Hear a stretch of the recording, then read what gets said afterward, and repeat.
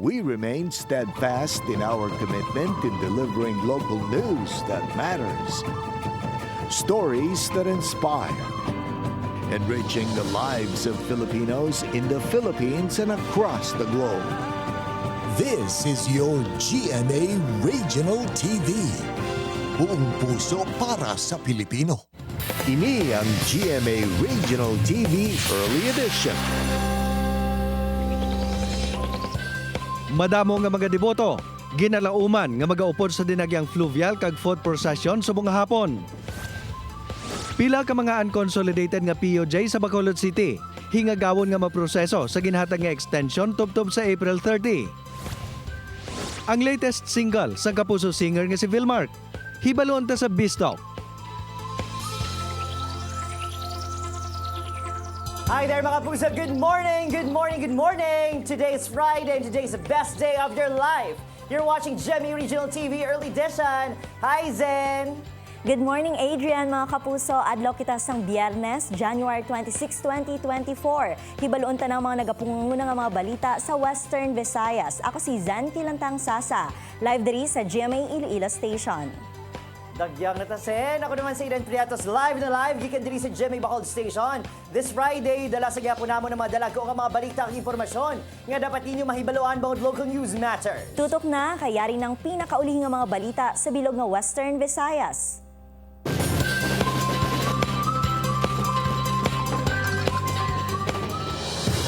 Kag para sa ato nagapangunang balita, mga kapuso, 4,000 kakapulisan ang magabantay sa seguridad sang Dinagyang Festival 2024. Maluwas diri, dugang nga puwersa halin sa BFP, PCG Militar, kag force multipliers ang ginpang-deploy sa Iloilo City. Halos 20,000 ka personnel ang magapasiguro nga malinong kag matawhay ang pagsaulog sang Dinagyang Festival 2024. Sa ginhiwat nga send-off ceremony kahapon sang hapon, ginhangkat sang Iloilo City Police Director ang mga personnel nga siguraduhon nga mangin matawhay ang okasyon kag sa mga nakalinya nga aktibidad. Dako man ang pagsalig sang Iloilo City Government sa kapasidad sang kapulisan kag iban nga law enforcement agencies. Nagpasalig man ang Police Regional Office 6 sang kahandaan sang security forces sa pagsaulog sang Dinagyang Festival 2024.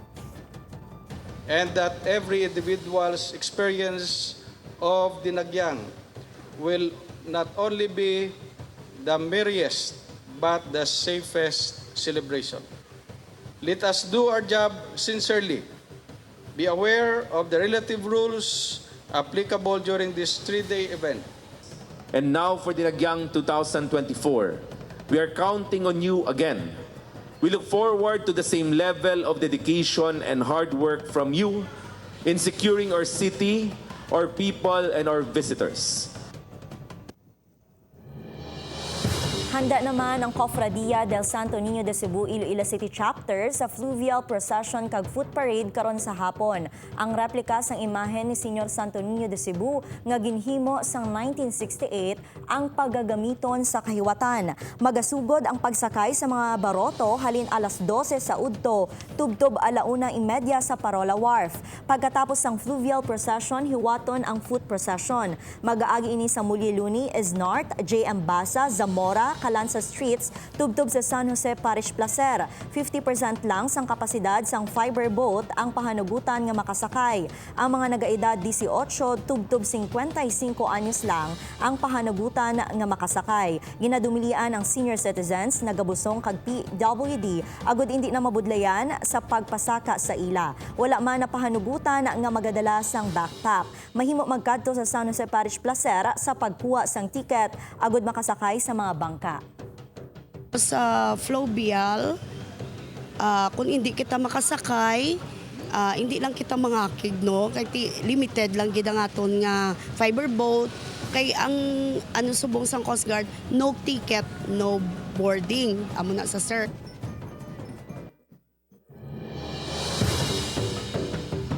Mga puso, bisan ginmando na ni Presidente Ferdinand Bongbong Marcos Jr. ang 3 kabulan extension sa consolidation ng traditional PUJs sa baylo nga January 31, 2024, ginakabig sang Bacod Incorporated nga hilaw pa ini nga kadalagan. Sa sulod sa dato ka bulan, igaduso kuno sa maini alternatibo nga programa para makabulig sa review sa modernization program sa national government. Samtang bangod sa kabalaka nga hindi na makabiyahe pa apisar, wala pa sa plastado nga LPTRP ang Talisay City LGU, apang bangod may terminal sa boundary sang Talisay kag Bacolod. 25 ka old units ang naghingagaw pa idalom sa korporasyon. Ginapaabot nga mas madamo pa sang batch sa driver operator nga magapasakop sa consolidation program nga magakwalify sa ila nga manghutang sang kapin 3 milyones pesos para sa isa ka modern jeep unit.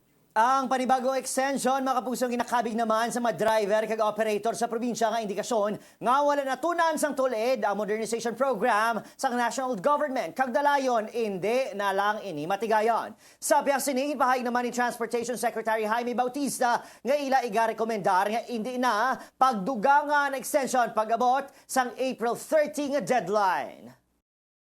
Pagahimoon namon ng isa ka specific na alternative program nga para sa isa ka review sa modernization para mapawatian sa Kongreso kag Senado kag within this 3 months i-present ini namon sa LTFRB DOTR sa Congress, Senate kag sa Office of the President.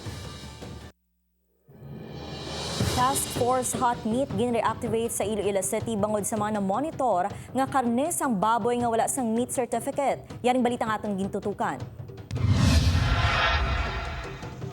Isa ka baboy ang mapaubos ni Manong John kada adlaw diri sa Baldoza, La Paz. Suno sa iya nagabayad gid ini sa slaughterhouse para magpaihaw agud masiguro nga wala sang sakit ang ginabaligya sini nga karne sang baboy. Apang masami nagareklamo ang mga manugbakal kung may marking ang panit sang baboy. Isa kali may mga customer kaming isa nga hindi gusto sa may tatak bala.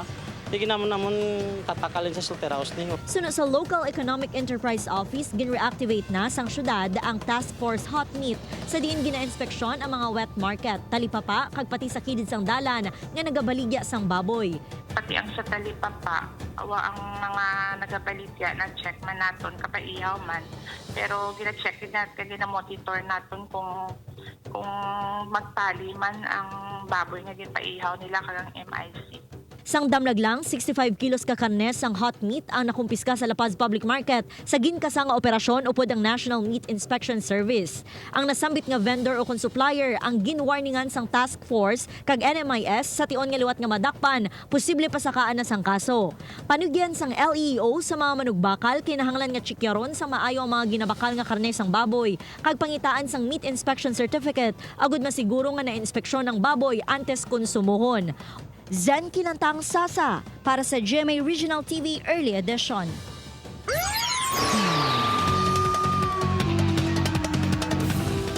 Kag sa iban pagiging mga balita, mga puso, padayon pa ang ginahibala sang Haro Police kung sino ang nakapalupok sang pusil nga ang balang nag-igaw sa isa ka 58 anyos yung kilala kay Petias Daimon sa barangay Kwarterong Haro, Miyerkules sang gabi. Igo sa tuhod ang naangkon sang biktima nga nagapungko lang sa kilid sang isa ka tiyangge sang nagluntad ang insidente. Suno pa sa kapulisan, may pila ka mga residente nga nagpahayag nga may nakita sila nga lalaki nga nagbakal sang soft drinks kag intudlo nga ini ang nagpalupok kag nalagyaw. Apang mismong biktima nagkumpirmar nga wala sa nagtiro sa iya. Bangod wala sang basihan, ang pahayag sa mga residente ginakabig sa kapulisan nga stray bullet lang ang nakapilas sa biktima. Para pa ginabulong sa ospital ang biktima, ipaidalong pa sa forensic examination ng slug nga na-recover.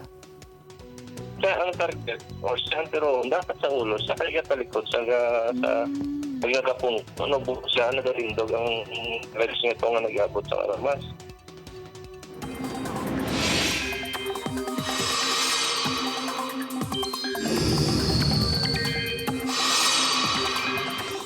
Mga kapuso, pagkatapos ng pila kabahin sang Mindanao kag Bicol Region, pila naman kabahin sang Visayas ang pagatupan sang ulan bangod sa shear line. Suno sa pag-asa, apektado subong sa among nga weather system ang Eastern Visayas kag Caraga Region sa Mindanao.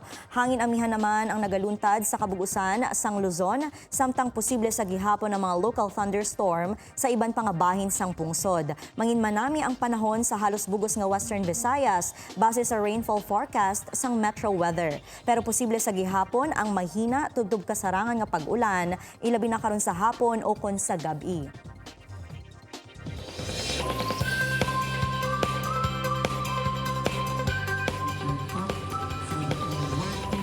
Pag-abot sa choreography sa Dinagyang Festival, isa sa pinaka-prominente nga ngalan ang Romel Flohen.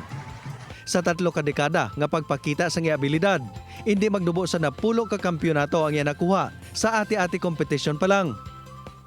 Nagaserbi subong nga artistic director sang tribo taga baryo sa Dinagyang Tribes Competition.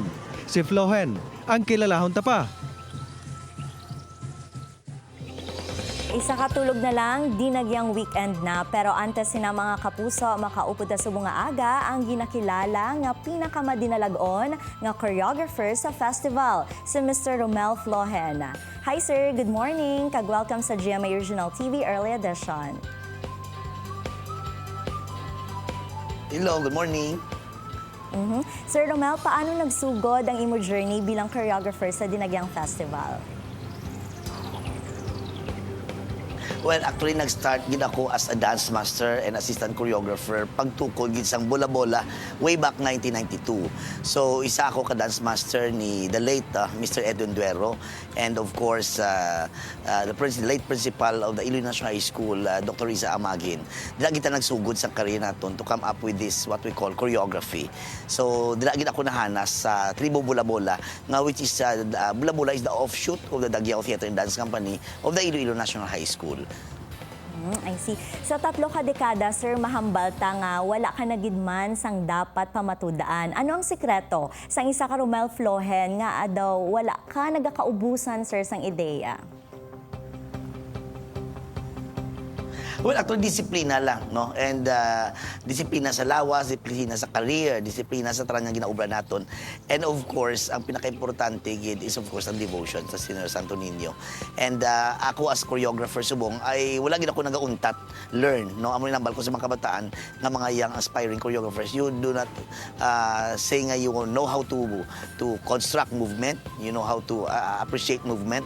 But ang pinaka-importante gid is of course learning, no? Do not stop learning in terms of choreography, in terms of costuming, in terms of musicality, in terms of production design, in terms of costuming.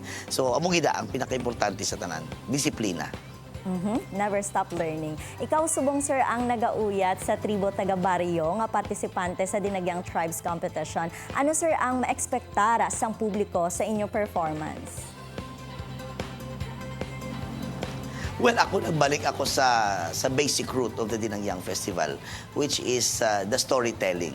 Amo na nalipatan naton sa pag-produce or pagpakita naton sa aton entry every Dinagyang Festival. Though nahimo na sang una abi nga daw linear na lang siya pirmi. Naobra na lang siya nga daw field demonstration siya. So nag-create naman kita sa isa ka sa choreography, no, isa ka presentation which is more on storytelling, the movement who tells the story about the longest epic of Panay. So nag-select naman kita sa isa ka storya nga hango sa research base sa aton yung mga epic, no, especially sa epic sang Panay. Okay. Sa mga nagasugod pa lang, sir, sang ila career sa choreography o kung sa mga luyag mag-intra sa sininga buluhaton, anong imo, sir, ma-advise? So amo na ang ginambal ko kagina nga don't stop learning. Balantangan mga aton yung mga aspiring choreographers subong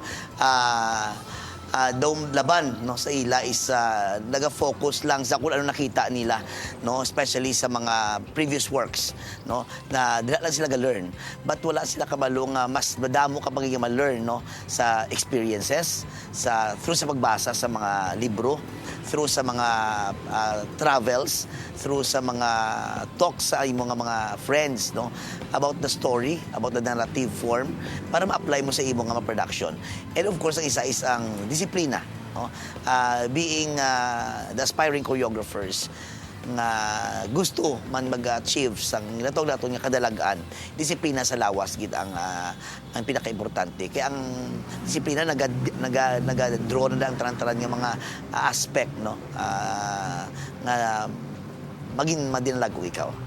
Okay. Lastly, sir, ang imbitasyon ta sa mga kapuso nato na nga luyag maglantaw sang Dinagyang Tribes Competition.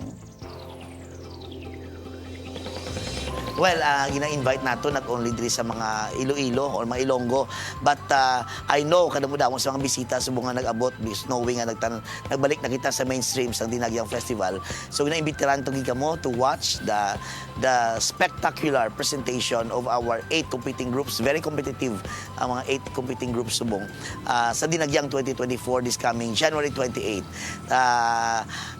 Appreciate and win the heart of the Ilonggos through the dance of the tribes. So in honor of our patron saint, Senior Santo Niño. Viva Senior Santo Niño! All right, thank you very much, Sir Romel Flohen. Happy Dinagyang. Thank you very much. God bless GMA.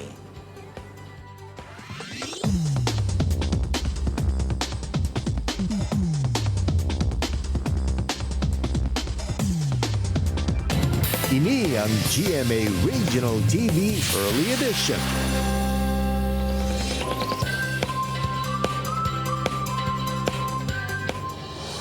Kapuso, 3 naman kay empleyado sa Bacolod City LGU, ginpapanaugan man sang sapina sang NBI angot sa pagpameke permits. Samtang engineer ginareklamo sa pagpangilkil, gindagdag ang isa ka tinawo sang City Engineer's Office. Yaring balita nga itong gintutukan. Sa tunga, sang paglapuyot kag pagtinudluan ay sa issue sang pagpangilkil sa hanay sa may playado sa Bacolod City LGU. 3 kapanibago nga sa PINA ang ginpapanao sa National Bureau of Investigation Bacolod City.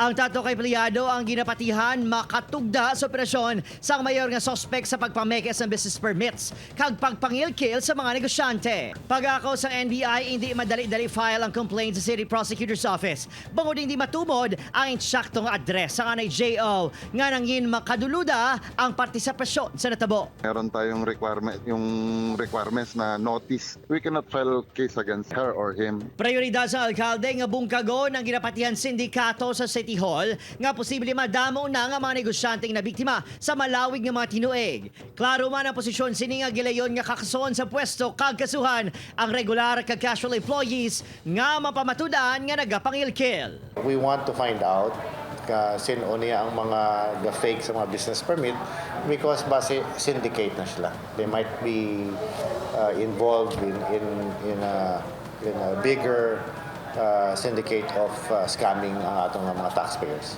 Samtang, ginsapol sa tagpamuno sang obo mga engineers sini nga ginareklamo. Nagdepensang isa ka ginakusaran nga hindi sini pang-iba ilang propesyon sa 5 tubtob 15,000 pesos sa kwarta nga ginaaligar ilak kuno ginasukot agud pa nasigon ang mga permiso.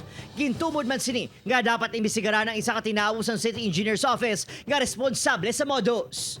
May taga City Engineer nga architect nga nagapakigangot dito sa tagiya kasi siguro mo to siya naghambal sang whatever amount. Wala naman sabat diri ang tagpamuno sa City Engineer's Office sa issue. Adrian Prietos para sa GMA Regional TV Early Edition. In-issue na ang notice to proceed sa kontraktor nga Yushin Engineering Company and Dasan Consultants ng South Korea. 5 ini ka mga consultant nga nagtingob bilang kumpanya para sa detailed engineering design sang proyekto nga Panay Guimaras Negros Bridge. Nag-courtesy call na ang Korean company sa mga LGU nga kabahin sang proyekto. Nagaumpisa naman ang detailed engineering study sa proyekto. Base sa timetable, makumpleto ang detailed engineering study sa sulod sang 2 ka tuig. Apa ang Panay Guimaras nga DED ang makumpleto sa December 2024 kag target nga mahuman antes matapos ang termino ni President Ferdinand Bongbong Marcos Jr. Nahibaluan nga may kabugusan nga 187 billion pesos ang budget sa 2 ka segment sang civil works sang Panay Guimaras Negros Bridge. By June of 2028, hopefully, the Panay Guimaras Section 1 matapos na naton. Matapos na. For the Guimaras and Negros segment 2, the detailed engineering will be completed in the next 12 months. So meaning December of 2025. And the tender documents will extend 3 months after the December of 2025. And hopefully, if funds will be available also, civil works will start right after the procurement period ends.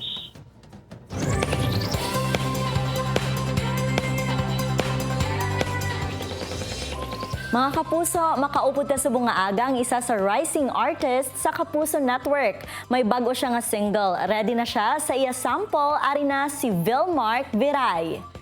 Maayong aga, Vilmark. Welcome back sa GMA Regional TV Early Edition. Bation mo muna ang mga taga-Western Visayas. Maayong aga, Miss Zen. It's good to be back on your program. Maayong aga sa lahat ng ating mga kapuso na nanonood ngayon ng GMA Regional TV Early Edition. Maraming salamat for having me again. Siyempre, may bago kang treat sa amin. You have this newest single, Inoue, I'm Not Okay Without You, na released under GMA Music. Sequel pala ito ng Lisan. Ano bang dapat naming abangan sa hugot part 2 ng song na ito? Yes, kailangan po nilang abangan itong aking third single na Inoue. Kung dun sa Lisan, nasaktan tayo, it's about grief and about the sadness that I felt nung mawala si Papa.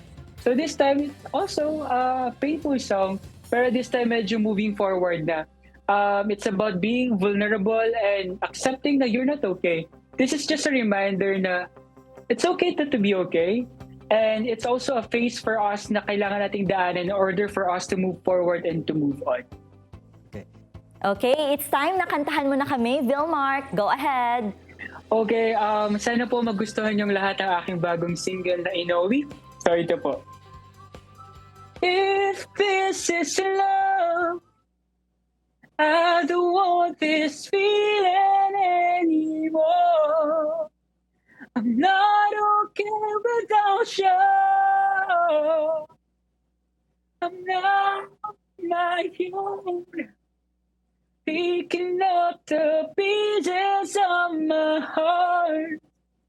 I'm not okay without you. Paano ba namin mapakikinggan ang Inoue? Saan ba ito pwedeng ma-download? Yes, mga kapuso, my song Inoue is now available on all digital music platforms. You can download and stream it on iTunes, Apple Music, YouTube Music, Spotify, and all digital music platforms. And sana kung paano nyo po sinuportahan ang aking song na Paraya and Lisan, ay ganun din nyo po mainit na tanggapin ang aking bagong single na Inoue. Kaya download and stream na, mga kapuso. Alright, thank you very much, Vilmark Viray. Keep on shining. Again, maraming salamat po sa lahat ng mga nanonood sa ating ngayon sa GMA Regional TV Early Edition.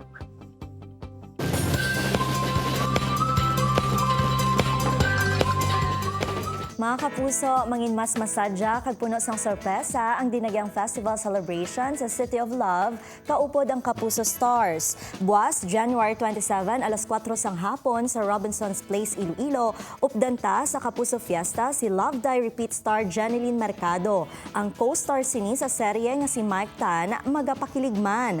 Magapos anay sa pagkakontrabida sa Stolen Life si Carla Abellana, bangod magabanding inianay sa fans. Syempre, get ready naman sa performance ni Bruce Roland sang Asawa ng Asawa Ko. Buwas na ina, mga kapuso. Lulupod kita nga maghalabira sa Kapuso Fiesta. See you there, mga kapuso!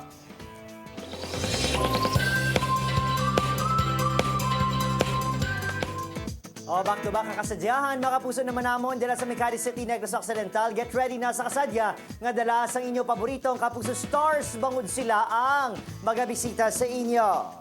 Bantayan si Shiny Inheritance star Paul Salas, nga for sure nga magapakilig sa aton audience. Mamays naman sa beauty and good vibes yung dala ni Lian Valentine. Ang energy i-reserve para sa pagsinggit kung magwa na si Luke Conde. Sila mga espesyal na bisita sa Coronation Night sang Dinagsag Queen 2024 sa Cadiz Arena alas 7 karon sa gabi. See you there, mga kapuso!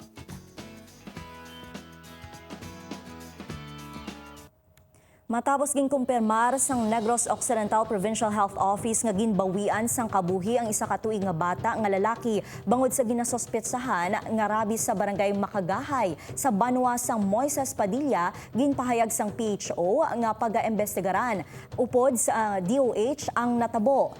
December 23 pa sang tinalikdan nga tuig sang nakagat sa guya sang ido ang bata, apang sang January 22 sang gindala ini sa Don Salvador Benedicto Memorial Hospital sa Lac Carlota City. Sa inisyal nga reports ng PHO, may 3 pa kaiban nga nakagatman sang pareho nga ido sa lugar. Lakip ang mga ini sa pag-aimbestigaran. Nahibaluan man nga ang ido ang ginapanag-iyahan sang lola sang bata. Kagilayon ini nga ginihaw matapos makakagat. Late ko no ang referral na ulihin na. So late stage na siya. Mga neurological symptoms gagawa mo. May mga fever sila, may mga gaspasom sila, nakulbaan sa tubig kuno ang matong ano ka bata, gina manifesto.